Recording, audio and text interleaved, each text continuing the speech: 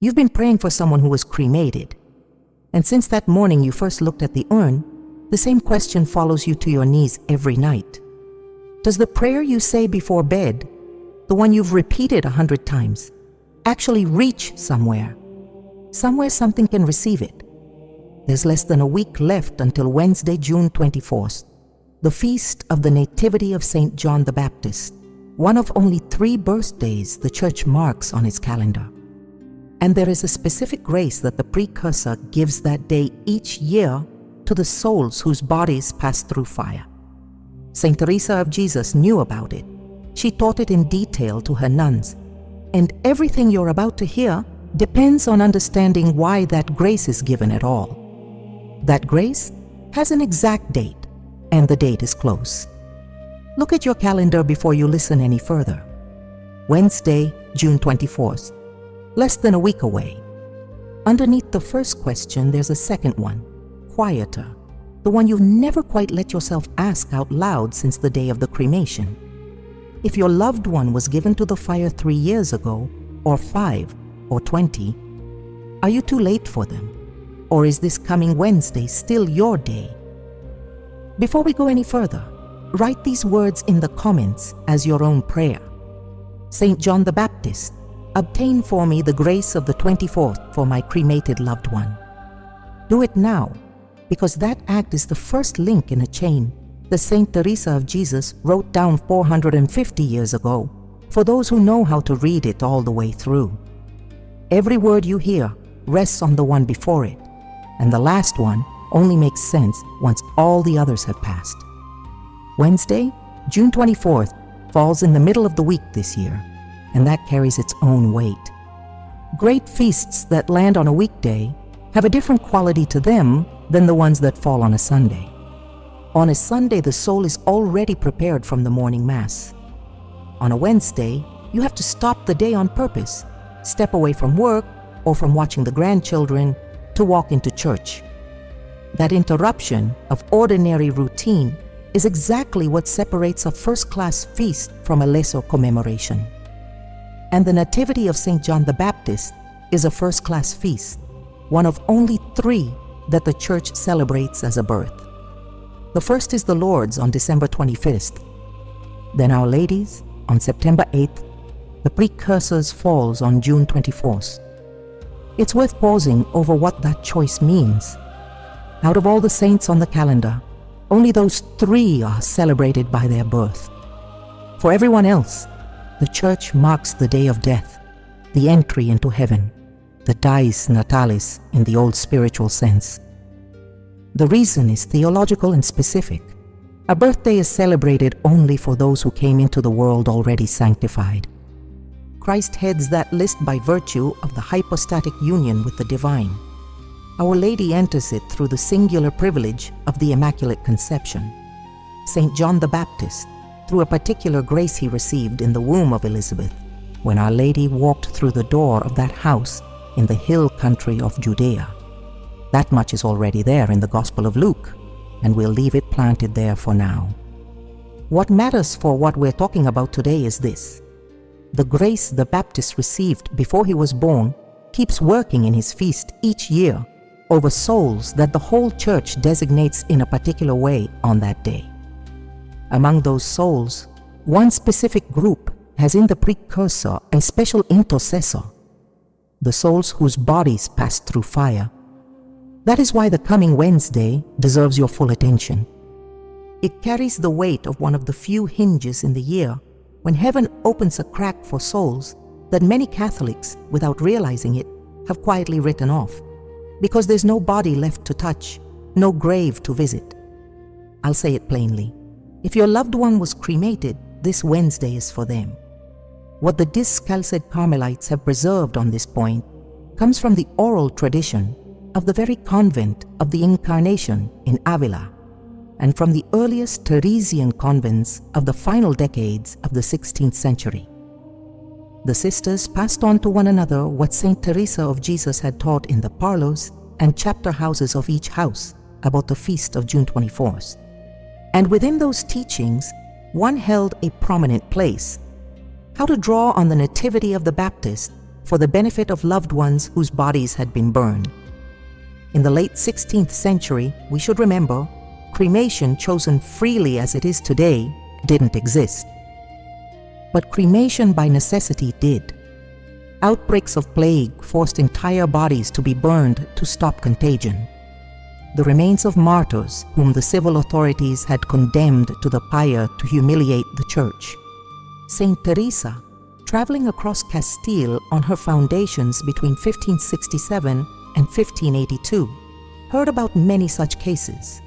Whispered accounts from broken families who came to speak with her through the convent grill. What she heard during those years, what she witnessed, was what drew her attention to the feast of June 24th as a day of concrete spiritual help for those souls. Here is a detail that deserves your full attention. At the convent of Toledo, founded in 1569, where Saint Teresa of Jesus spent some of her longest periods of prayer and spiritual direction, the morning of June 24th followed a different order from the rest of the year. The sisters rose before dawn. They chanted matins in the choir with more recollection than usual. When the hour of prime arrived, before the priest entered to celebrate the first Mass of the day, the prioress pronounced aloud a specific intention for all the souls whose bodies had passed through fire, known or unknown, remembered or forgotten by their families. It was a formal intention, spoken with those exact words, recorded in the choir's prayer book. The practice held for decades across several discalced Carmelite convents, until changes in the liturgical books of later centuries gradually dissolved it. What was lost from community practice lived on in the private prayer manuals of individual sisters, and from there, it has come down to us through the patient work of certain 20th century Carmelite historians. You are listening to this because something in you already suspected that June 24th was a different kind of day. Perhaps your grandmother or your mother prayed with a particular fervor on that day, and you never quite knew why. Perhaps you yourself, without ever reasoning it through, once lit a candle on the Baptist's feast and felt a comfort you couldn't explain. That instinct is real. It has roots. What we're going to look at is why this specific grace falls on cremated souls, what Saint Teresa of Jesus did with her nuns on the morning of June 24th, and what you can do this Wednesday to open for your loved one the door that the precursor is holding ajar. But first we need to understand the doctrinal foundation everything rests on. And that foundation lies in something that happened 2,000 years ago in a house in the hill country of Judea, when two pregnant women embraced and one of them had not yet been born. Luke chapter 1, verse 41. When Elizabeth heard Mary's greeting, the baby leaped in her womb and Elizabeth was filled with the Holy Spirit. That short sentence, almost buried in the account of the visitation, is the doctrinal bedrock of everything we're saying about June 24th. It's worth reading slowly because the answer to the question you've been carrying since the cremation is right there. What happened to the Baptist in that moment? He was 6 months along in Elizabeth's womb. His body was still forming, his brain barely developed, his bones still cartilage, and yet the instant Our Lady's voice crossed the threshold of that house, that unborn child received a grace so great that the whole church celebrates it every June 24th as a clean birth. He was sanctified before he had a complete body. Stop there. Read that again. Sanctified before he had a complete body. That is what Catholic teaching says about the precursor, and it changes everything for you.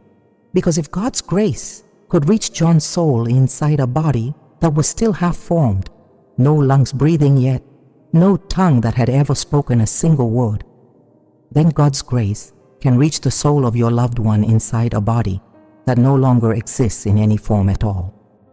The ashes resting in the urn on the shelf, that small gray handful that weighs less than a book, were never a boundary for grace. A whole intact body, preserved with every feature alive in your memory, wouldn't have been a condition for grace to arrive either. Grace precedes the body, outlasts it, and comes to rest on the soul regardless of what remains. Saint Teresa of Jesus explained this in her own words in The Way of Perfection, chapter 22, when she speaks of how the Lord's Prayer touches things no eye can see. Grace, said the Saint of Avila, reaches where river water reaches the roots of trees. No one can see how it passes through. It arrives and works without asking permission from matter.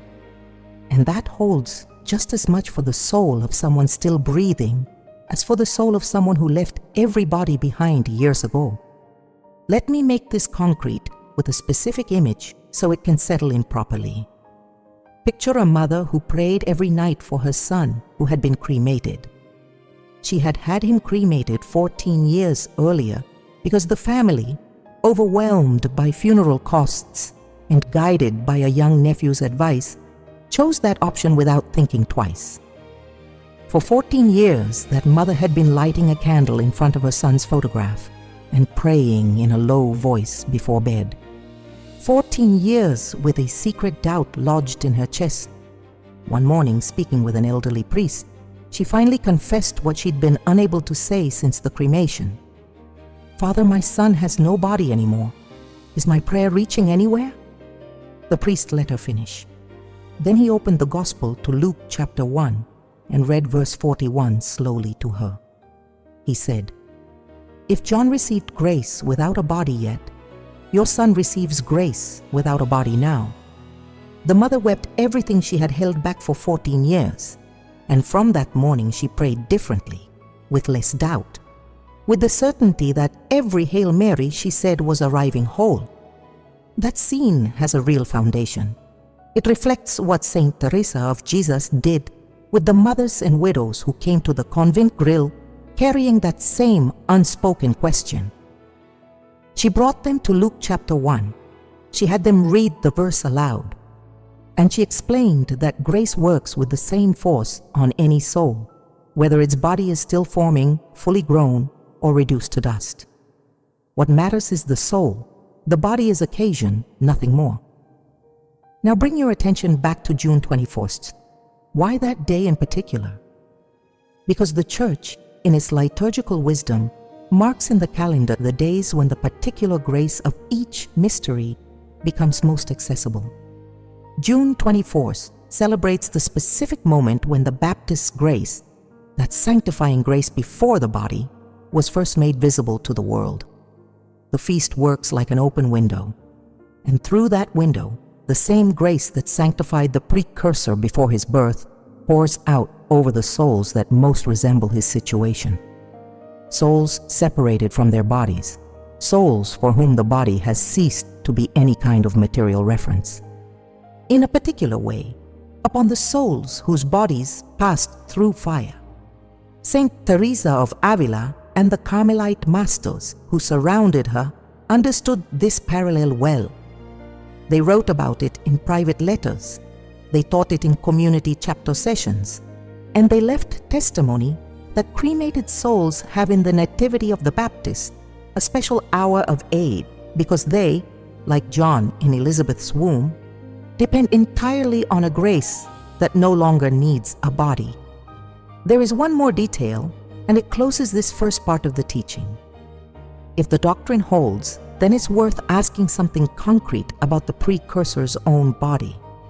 Because John, who received grace without a fully formed body, also lost his body later in a story that almost no one knows in full. A story that closes the circle in a way that is at once sobering and deeply consoling. A story that took place 300 years after his death in a city in Palestine, by order of a Roman emperor who wanted to destroy even the bones of the saint. That story, the story of the Baptist's body after death, is what gives complete meaning to the grace that falls on cremated souls every June 24th, the year 362 AD, the Eastern Roman Empire, a city called Sebast in the ancient province of Palestine in what is today the northern West Bank. In the center of that city, there had stood for centuries a small basilica that housed what Christian tradition counted among its most precious treasures, the remains of St. John the Baptist's body. His head had been separated from his body by Herodias' order years before. Yes, but his bones were kept in a crypt, venerated by pilgrims who came from every corner of the empire. That year, an emperor named Julian came to power. History knows him as Julian the Apostate. A nephew of the great Constantine, raised among Christians in his boyhood, he had renounced his uncle's faith to return to the paganism of the old Roman gods. And at the center of his program of pagan restoration lay the systematic destruction of Christian relics. What Constantine had built as the foundation of the new worship, Julian set out to dismantle piece by piece. The order reached Sebaste in the summer of 362. Imperial soldiers entered the basilica, opened the crypt, removed the precursor's bones, stacked them on a pyre in the public square, and set them alight. The burning lasted several hours according to chronicles that have come down to us, recorded later by historians such as Theodoret of Cyrus and Rufinus of Aquileia. When the fire died down, the soldiers swept up the ashes and scattered them throughout the city, part to the wind, part to the mud of the streets, and whatever remained thrown into a small river nearby. Stop here, because this changes the entire meaning of what we're saying. The body of St. John the Baptist, the body of the saint whose nativity we celebrate every June 24th, was cremated on imperial orders 300 years after his martyrdom. Cremated, reduced to ashes, and those ashes scattered by soldiers who knew exactly what they were doing and why. The precursor suffered in his own bones what your loved one suffered in theirs when the family brought them to the crematorium. That is the key to hold on to before hearing anything else. The saint whose feast falls this coming Wednesday knows in his own flesh what it is to lose a body to fire, and he knows what it is to have his own ashes dispersed with no tomb to rest in.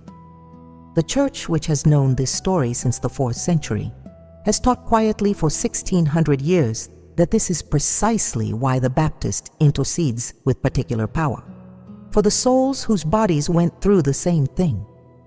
Whoever has suffered that understands it from the inside, and because he understands it, he intercedes with a weight no other saint on the calendar can carry when it comes to cremated souls. Several 20th century Carmelite historians gathered in their studies on Teresian spirituality a series of letters that Saint Teresa of Avila wrote to her brother Lorenzo de Cepeda during the summer of 1577.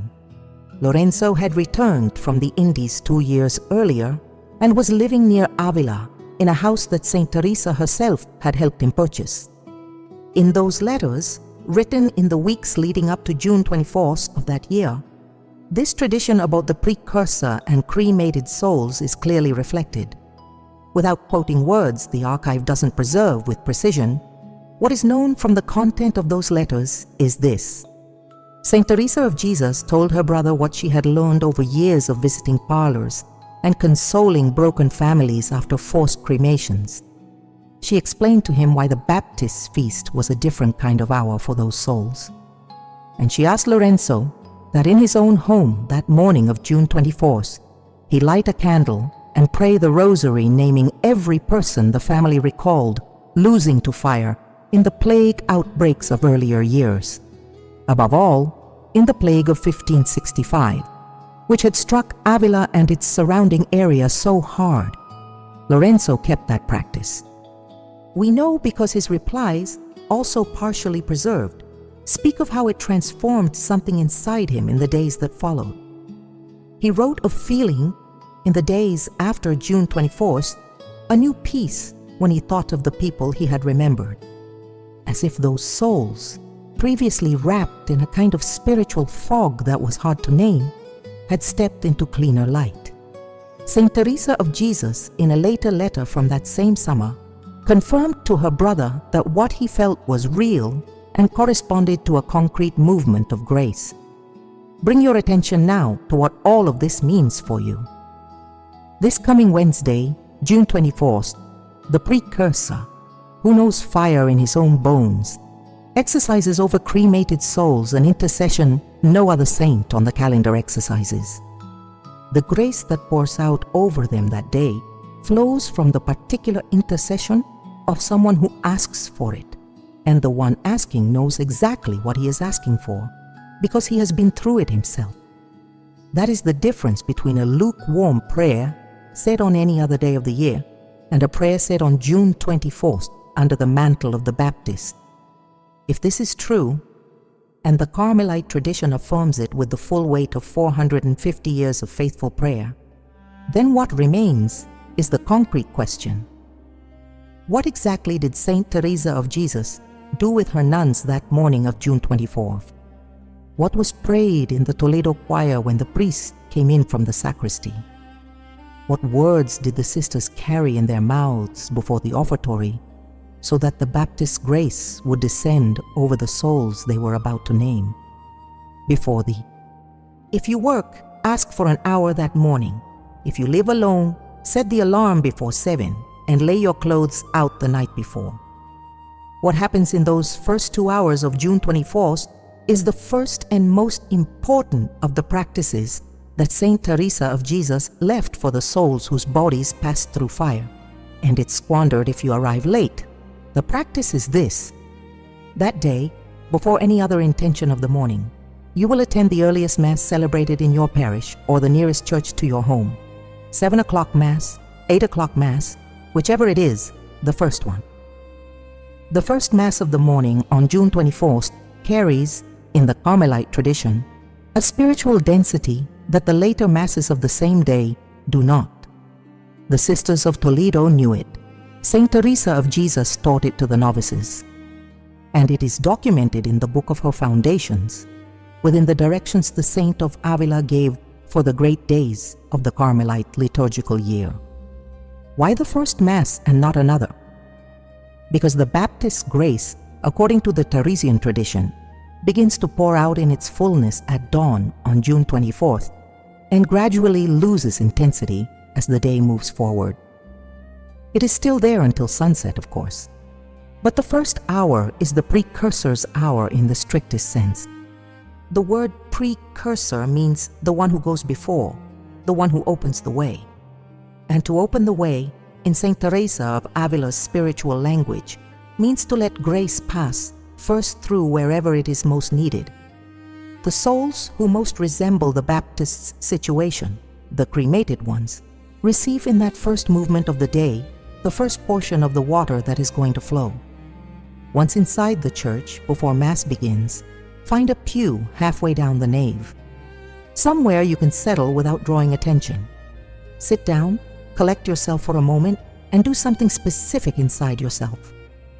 Picture the name of your cremated loved one written on a small folded piece of paper and hand it interiorly to the priest before he enters from the sacristy.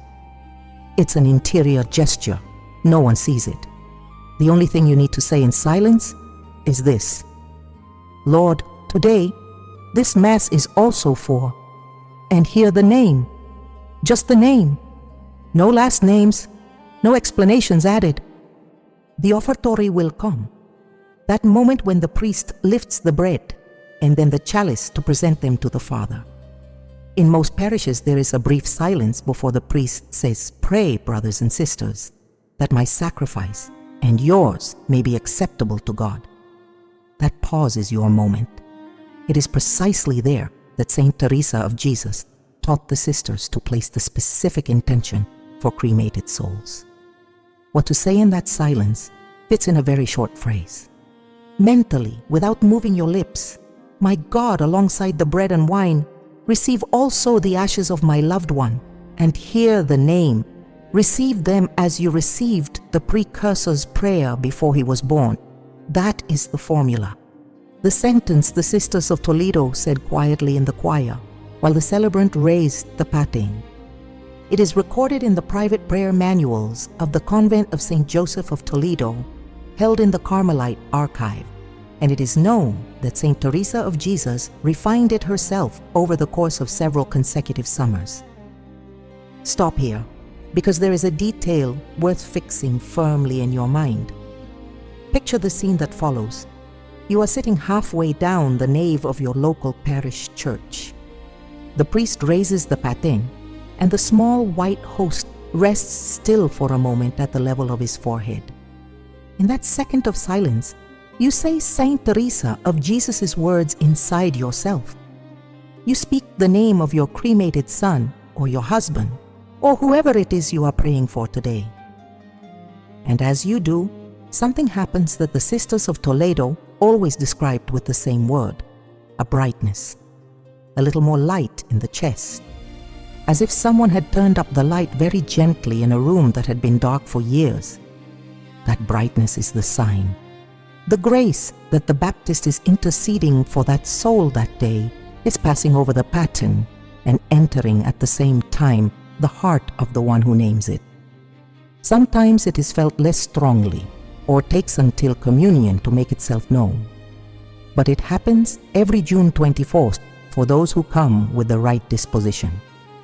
After the Offertory comes the Consecration, but that belongs to the second movement of the prayer. For this first practice, it is enough to have placed the intention in the silence of the Offertory. That is what Saint Teresa of Avila wanted her nuns to do without fail on June 24th, what Lorenzo de Cepeda did in his home in Avila that summer of 1577, and what you will do this coming Wednesday. Before leaving this moment, there is something to anticipate. The first practice, the Offertory, is the door.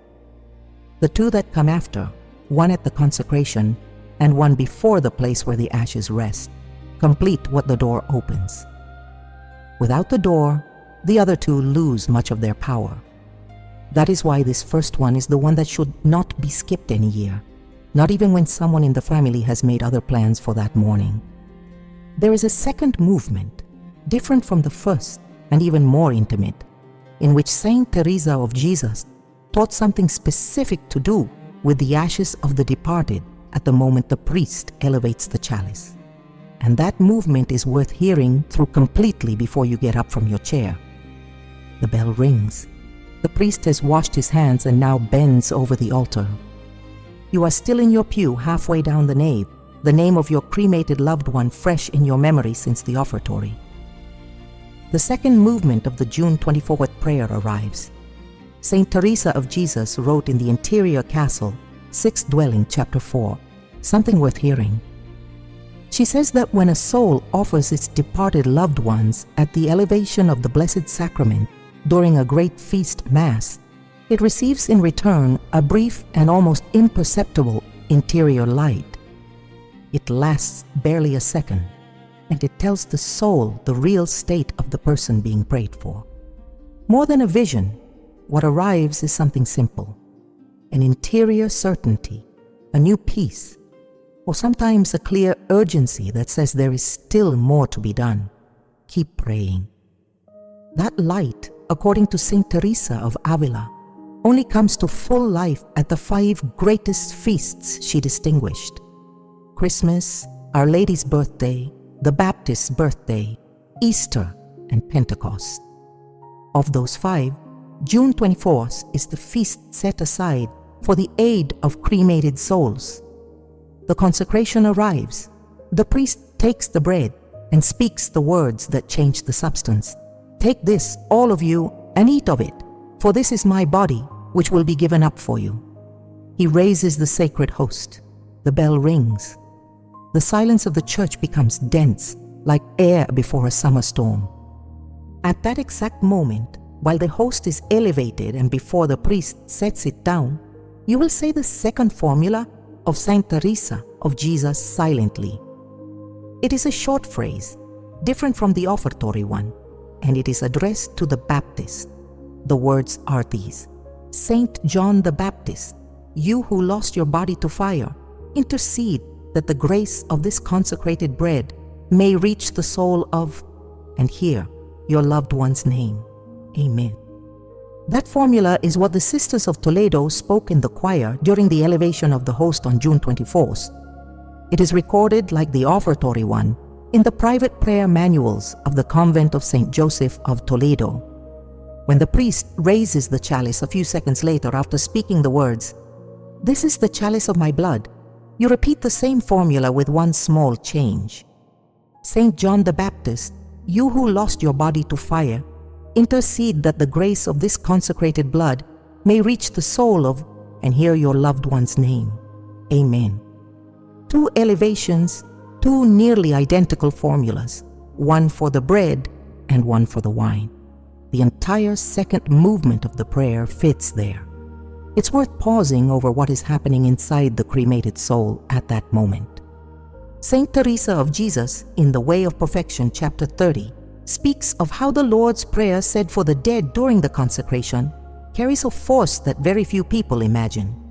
The elevation, she says, is like a bridge of light connecting the altar with any soul named in faithful prayer.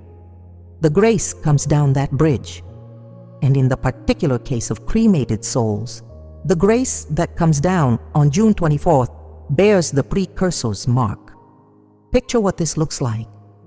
Your father was cremated 10 years ago. His ashes rest in a columbarium you rarely visit because it's far from where you live. That soul, in its place of purification, has been receiving scattered prayers from you for years. A few stray Hail Marys, the occasional anniversary Mass, not much more. All of it has been arriving, but arriving like a slow drip into a very deep thirst. On June 24th, during the elevation of the host, something else happens. The formula you say in silence turns that slow drip into a full current. The grace that on any other day would fall, drop by drop, now comes, like water poured from an upturned jug. In that outpouring, Saint Teresa of Jesus says, cremated souls receive in a matter of seconds what months of ordinary prayer would barely give them. A single Mass well prayed on June 24th counts for far more for these souls than any number of Masses said for them at other times of year. Saint Teresa of Jesus came to understand this according to the testimony of her sisters, through an interior experience during the years of founding the first Teresian convents. A small, very clear light in which she grasped the difference between ordinary prayer and prayer made on June 24th during the consecration. After that, none of her foundations ever went without observing the feast with that specific protocol. Come back mentally to the scene. You're in your pew. You have just said the second formula over the consecrated chalice. The priest sets it down and bows in silence. The bell sounds for the last time. And inside you, if the disposition is right, something begins to settle that the sisters always described in words much like the ones you heard before. A new brightness, a little more peace, sometimes a brief image of the face of your loved one smiling, sometimes just clean silence. That moment, brief as it is the heart of June 24th. It is what Saint Teresa of Avila taught people never to miss for anything. That is why you go to Mass early, find a good seat, collect yourself before the Offertory, and carry the 2 formulas inside you ready to say them at exactly the right moment. But there is still something left, because the second practice ends with communion. After receiving, you stay a while in the pew, quiet, and then go home or back to work. The morning continues. And in the mid-afternoon or toward the end of the day, before the sun sets, there's a third thing to do. That third thing, the only one of the 3 done outside the church, closes the full circle of June 24th. The afternoon of June 24th is winding down. You left Mass a few hours ago. You've eaten, rested a little, and the time for the third thing is drawing near. Check the clock. The sun shouldn't have set yet, but the sky should be starting to take on a copper tint. That is the hour when the Sisters of Toledo went to the small cemetery in the convent grounds to pray over the remains of the nuns who had died in the preceding months. That is the hour Saint Teresa of Jesus named as the right one for the third movement of the prayer. If your loved one's ashes rest in a columbarium far away, take your car keys and drive there. If they're in a nearby cemetery, you only need your bag. And if you keep them in an urn in your own home, go to that room and sit in a chair placed directly in front of the urn. Any of these works. What matters is that you are alone with the ashes at that hour of June 24th. Once there, the first thing to do is greet. Yes, you read that right. Greet. What Saint Teresa of Jesus asked the sisters to do when they arrived at the resting place of the departed nuns began with a greeting before any prayer at all. Greet first, the way you would enter a home where someone you love lives. The words of the greeting, according to the Carmelite archives, were simple. My dear one, I come to see you today because it is the nativity of the Baptist, and I have come to bring you something from him. Adapt those words to whoever your loved one is. The structure of the greeting stays the same. I come to see you today because it is the nativity of the Baptist, and I have come to bring you something from him. That greeting opens the door of presence. Without it, what comes afterward stays on the surface of the gesture. After the greeting comes physical contact. Move even closer to where the ashes rest. How you do this will depend on where you are. An open palm on the marble panel of a columbarium niche, both hands resting gently on the lid of an urn at home, or your forehead pressed against a headstone if you can kneel. That physical contact, Saint Teresa of Jesus says in one of her letters to her prioresses, preserved in the archive of the discalced Carmelites, is what allows the prayer to enter with full weight. The hand conveys the intention of the heart. The forehead resting on stone unites the body of the one praying with the body of the one who no longer has a body. That brief union allows the grace of the Baptist, which has been coming down throughout the entire Mass, to settle at last in exactly the right place. Once your hand or forehead is in contact with the place of the ashes, recite the third formula in a low voice. It is the longest of the three and the only one said outside the church. The words are these. Write them down tomorrow on a piece of paper and carry it with you on Wednesday. Saint John the Baptist, you who know fire in your own bones, I bring you the soul of my loved one who also passed through fire. What you asked for yourself when they scattered your ashes, ask now for them. By the grace you received before you were born, and by the grace you received after you died, intercede that this soul may soon see the light you have contemplated from the very first day of your life. Amen. That is the complete formula. Long, I know, but it is meant to be said slowly, word by word, with the hand or forehead in contact with the place of the ashes. Said at a measured pace, the whole formula takes barely a minute, and that minute, according to Saint Teresa of Jesus, is worth hours of prayer at other moments of the year. Here comes the emotional peak of the day and of everything we've been going over. Picture a woman entering a columbarium on an afternoon of June 24th. She has in her hand a folded piece of paper with the prayer written on it. Her father was cremated 18 years ago. She walks to niche 42. She greets him in a low voice. She lays the palm of her hand on the marble panel with his name on it, and she begins to recite the formula of the precursor. As she moves through the words, something happens inside her. The palm of her hand warms slightly like a low fever. Her eyes go wet without her knowing why. When she reaches Amen, she feels something that in 18 years of praying for her father, she has never felt before, the certainty that he hears her. A specific, concrete certainty, not emotional, not imagined, that her father, wherever he is, has looked up and looked at her. That woman stays for a few minutes without saying anything, hand on the marble. She cries a little without sobbing. When she stands up, she knows something has changed forever between her and her departed father. She knows the Baptist grace has passed through. She knows that June 24th, from this year forward, will be the most important date on the calendar for both of them together.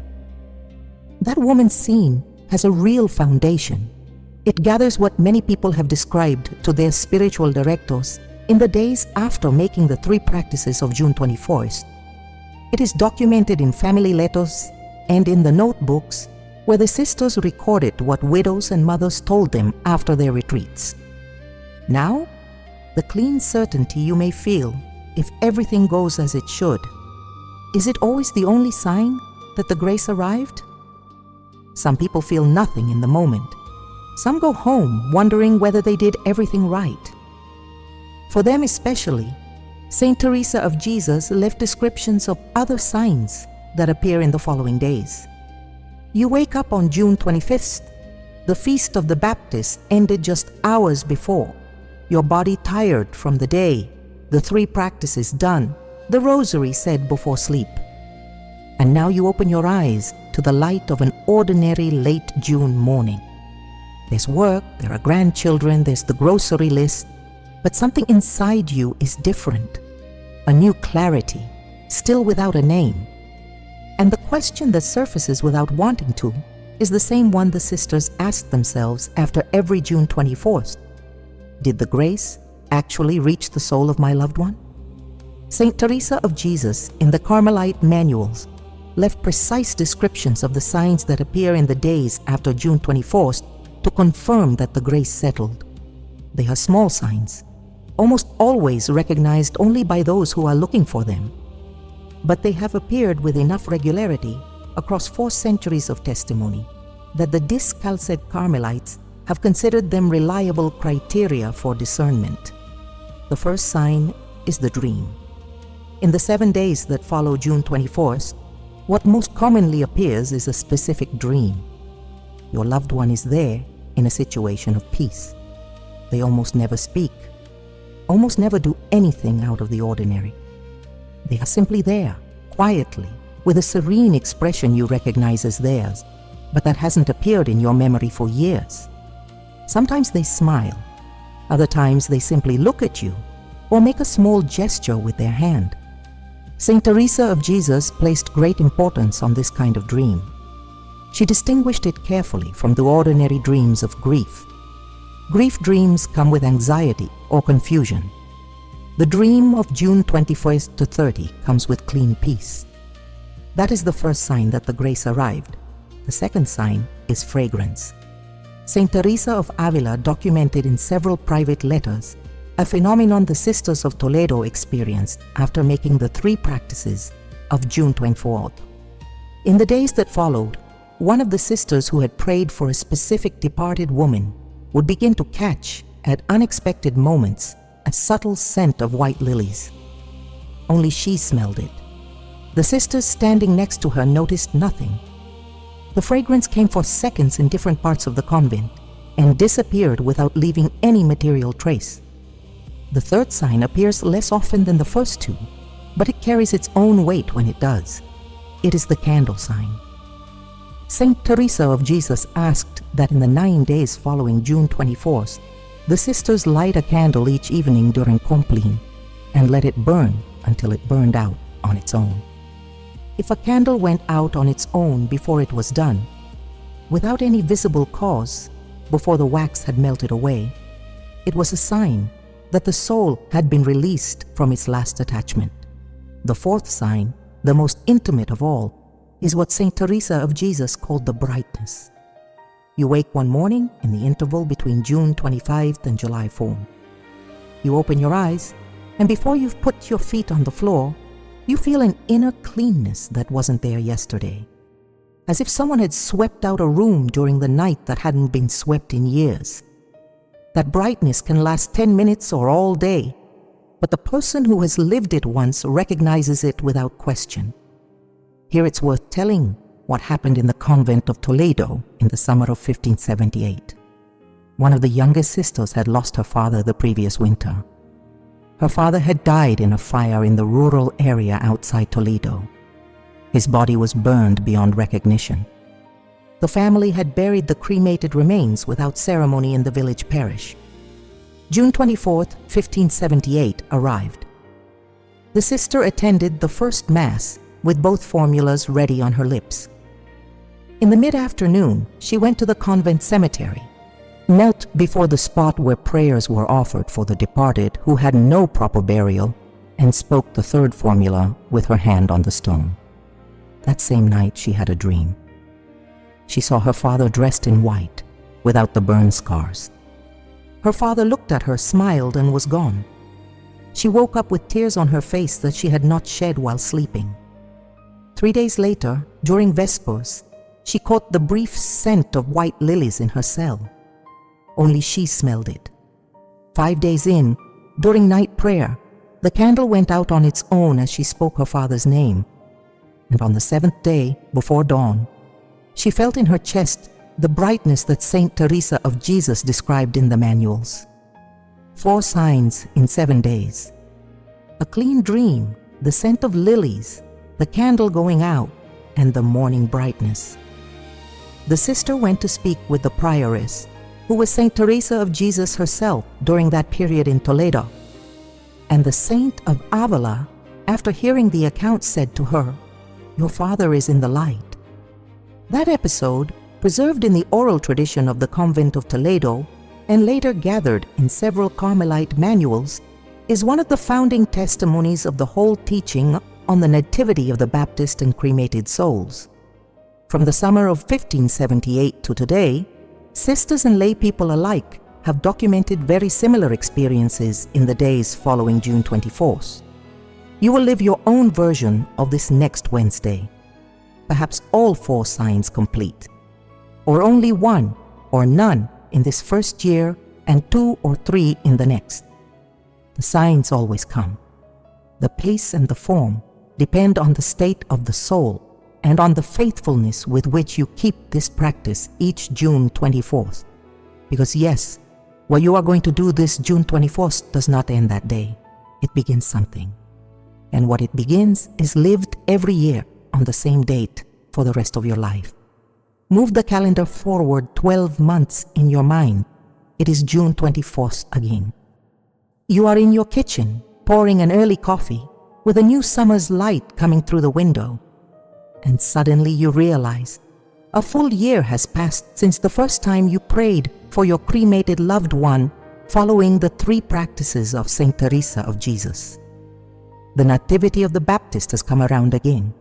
That moment of recognition, that small surprise at realizing the date has returned, is the heart of the last point we need to settle before closing this teaching. The June 24th prayer is not done once. It is done every year, and every year the grace that falls is new. Saint Teresa of Jesus wrote this in one of the most sober chapters of the book of her life. God, said the Saint of Avila, is faithful to the departed the way only a mother is faithful to her children. He remembers them every day. He walks with them through all the time their purification lasts, and he does it through the prayer of those who stayed behind.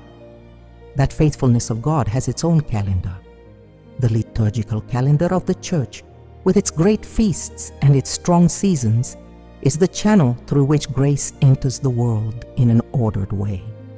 June 24th, within that channel, is the date assigned to the particular help of cremated souls. That date comes back every year. The precursor's door opens on every June 24th. And if you are there with the 3 practices, a new portion of light descends on the soul of your loved one. What does a new portion of light mean? Saint Teresa of Jesus explained it with a simple image. When a soul enters purgatory, it is as though in a dark room. There is light, yes, but the light reaches it filtered through walls its own life built. Those walls gradually crumble throughout the purification. Every faithful prayer, every Mass or Hail Mary said for that soul from earth knocks a piece of wall down. On June 24th, in the particular case of cremated souls, a whole section of the room comes down, and the light that enters through that whole section is what Saint Teresa of Jesus called a new portion. Not yet the full light of heaven, because the soul is still in purgatory, but what enters is light reflected from heaven. A rush of fresh air through a window that has been shut too long. Each June 24th, another entire section of the room falls. And when, after several consecutive years of faithful prayer, all the walls have fallen, the soul is in a condition to enter heaven. The reflected light becomes full light. The prayer of the living is no longer needed. The soul has arrived. Think concretely about your own situation. If your loved one was cremated a few years ago, and you begin this practice faithfully this June 24th, it may take 5, 10, 15 consecutive June 24ths before all the walls of that inner room have come down. The exact number depends on how long they have been in purgatory and on how many others are also praying for that soul with any regularity. But the count is in God's hands, and your work is simply to be faithful each year. There is one more thing to hold on to before closing. Whatever the number of years it takes, that soul knows. That soul knows you are praying for them every June 24th. And between one June 24th and the next, through the 12 months separating one feast from the following, that soul sustains its hope on the certainty that you will come back. Your annual faithfulness allows them to cross the intervening months without faltering. That is the annual heartbeat we spoke of before. A heartbeat that joins the living with the departed in a 12-month rhythm. You pray on June 24th and the soul receives the grace. It waits 12 months. You pray again the following June 24th and the soul receives another portion. And so, year after year, until the whole room has come down and the soul enters heaven. One last detail before moving on. What about when the soul of your loved one has entered heaven? Why keep praying on June 24th once they're there? Saint Teresa of Jesus left an answer to that question as well. Once your loved one is in heaven, the prayer you offer for them each June 24th no longer adds personal grace to them. They don't need it anymore. But the faithful prayer keeps rising. From heaven, that same now glorified loved one intercedes for the cremated souls of others who are still in purgatory. Your June 24th prayer, offered for someone already in the light, becomes through them a light for others, so the heartbeat never breaks. It begins for your cremated loved one and continues for them throughout the years it takes. When they enter heaven, it keeps flowing through them toward souls you don't know, but who they, from where they are, know and love. That is everything there is to understand about the Nativity of the Baptist on June 24th and cremated souls, the doctrine planted at the Visitation, the story of the precursor's ashes in Sebaste, the 3 concrete practices you will carry out this Wednesday, the 4 signs in the days that follow, and the promise of annual faithfulness for the rest of your life. Wednesday is almost here. And before this teaching closes completely, there is still something worth hearing quietly, with an open heart. Every serious spiritual teaching needs a proper ending that turns it into concrete prayer for the days ahead. That is what comes now. Something you had been waiting for without knowing you were waiting for it has just passed before you. The full explanation, ordered from beginning to end, of why your cremated loved one was not placed beyond the reach of your prayer when the family brought their body to the crematorium. An explanation resting on 450 years of Carmelite tradition and on the Word of God in the Gospel of Luke. You are taking home a date marked on your calendar. You're also carrying 3 practices in your memory, ready to write on a piece of paper tomorrow and fold into your prayer book. You're leaving here knowing that the saint whose feast falls this coming Wednesday lived cremation in his own flesh, and that for that reason he intercedes with a unique force for the souls whose bodies passed through fire. And you now understand the long promise. What you are going to do this June 24th will be repeated every year on the same date for the rest of your life, until your loved one enters the full light of heaven. Staying until this exact moment was the most important decision you made today for the soul you pray for. Your loved one, wherever they are, already knows what is coming. The 12-month wait until the next June 24th will be a little lighter for them because you understood what you needed to understand, and because you are going to be there this Wednesday with the precursor's words in your mouth and the grace of heaven falling on both of you at once. Before I go, I want to open one more door for you. It would be wrong to leave you here with everything about June 24th settled without telling you something that many people who have made the 3 Baptist practices discover afterward on their own. And they almost always discover it too late. A woman once sent me a 3-line email. She wrote, "I prayed on last June 24th for my cremated husband. I prayed well. I did everything the Saint of Avila left written. I felt all 4 signs in the days that followed. But why do I feel now, almost a year later, that something in my relationship with my departed husband is still unfinished? Is there something more I need to do that no one has told me?"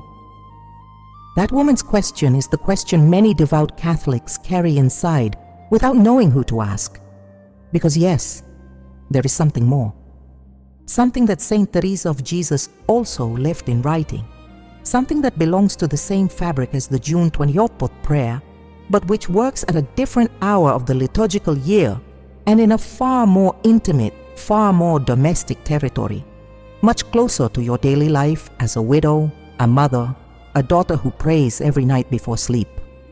I'll say it plainly. There are mistakes that devout Catholics make when they pray for their departed loved ones throughout the year.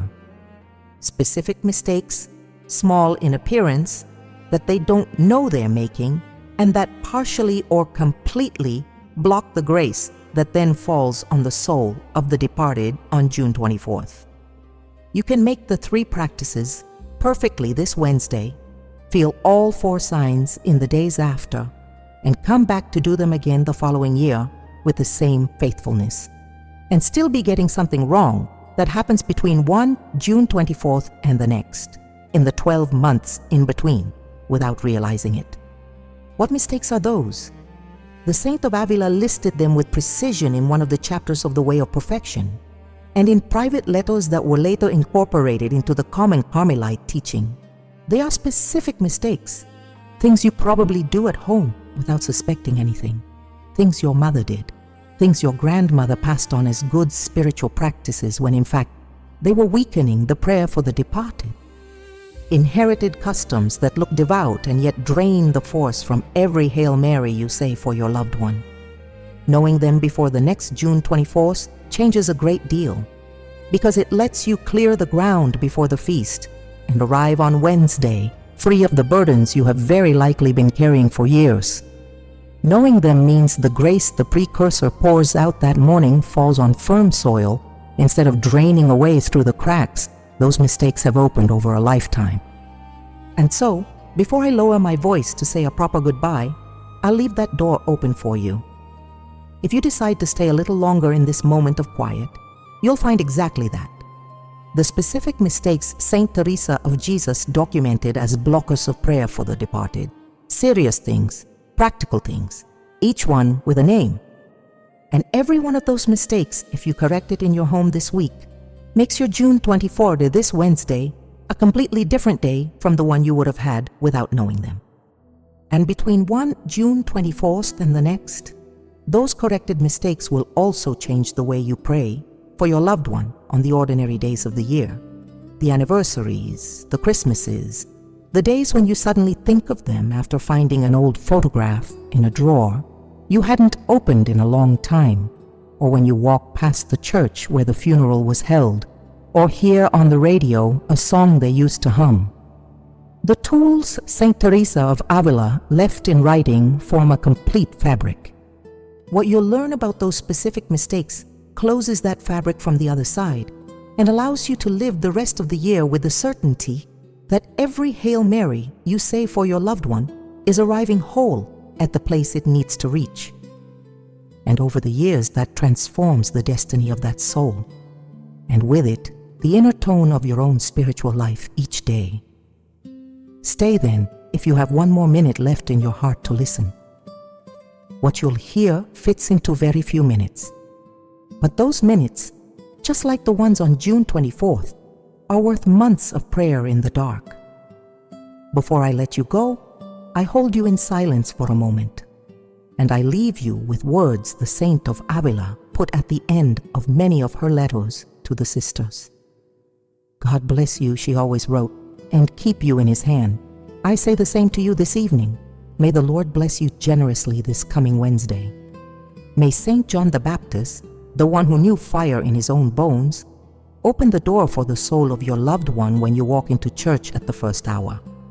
May Our Lady, who carried grace to Elizabeth's house 2,000 years ago, carry grace to yours this June 24th. And may Saint Teresa of Jesus, from where she is, walk with you to the morning Mass the way she herself walked with the Sisters of Toledo every June 24th. Until soon, go in peace today. And may your cremated loved one, wherever they rest tonight, know that you will be there on Wednesday.